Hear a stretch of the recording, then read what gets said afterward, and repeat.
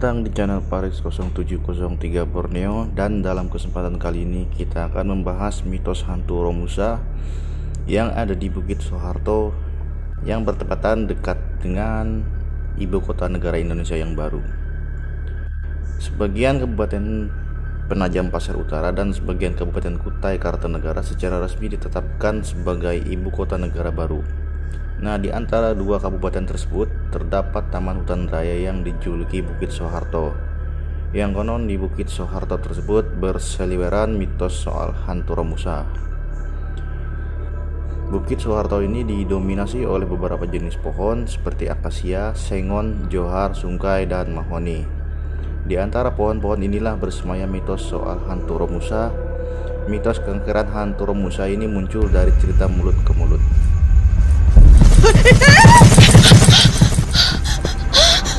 Dalam buku 66 misteri paling heboh Indonesia dan dunia yang dihimpun oleh tim pustaka horor, Bukit Soeharto ini memang kental dengan cerita tentang hantu kerja paksa Jepang atau yang dikenal dengan sebutan Romusa. Menurut buku tersebut, hantu Romusa ini kerap mengganggu para pengunjung kawasan Bukit Soeharto. Gangguan hantu Romusa yang paling parah adalah sampai menghilangkan orang tersebut. Mereka yang diganggu hingga hilang biasanya sulit ditemukan lagi. Jikapun ditemukan, orang itu akan jadi setengah gila.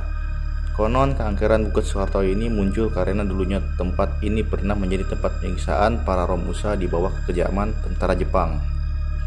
Sementara itu, dalam buku Hantupedia, ensiklopedia hantu-hantu Nusantara yang disusun oleh tim trio hantu CS, hantu Romusa ini kerap menampakkan diri sebagai rombongan Romusa yang sedang mengangkat peti. Di belakang mereka ada sosok tentara Jepang yang lengkap dengan senapan, topi, dan baju lorengnya. Buku tersebut juga mencatat cerita dari seorang warga sekitar soal keangkeran Bukit Soeharto. Adalah Solikan namanya, yang mengaku pernah diganggu oleh hantu Romusa. Saat itu, dia sedang bekerja membuat jalan di Bukit Soeharto. Tiba-tiba dia melihat rombongan orang yang membawa peti sembari ditodong dengan senapan oleh tentara Jepang. Solikan menyadari bahwa sosok mereka seperti pekerja paksa Romusa. Dalam pengakuan Solikan, para Romusa itu digiring ke sebuah tempat dan dipaksa menggali tanah. Ketika tanah sudah digali, peti-peti itu dimasukkan ke lubang galian.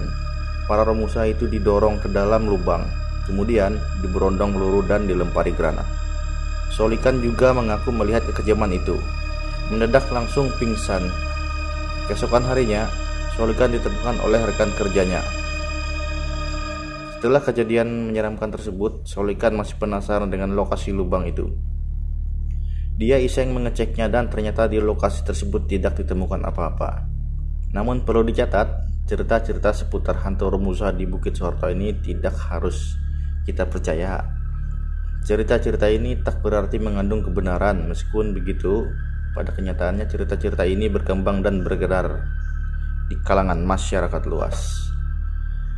Oke, terima kasih teman-teman. Mungkin itu aja cerita tentang mitos hantu Romusa yang ada di Bukit Soeharto. Semoga ini menambah wawasan kita semua.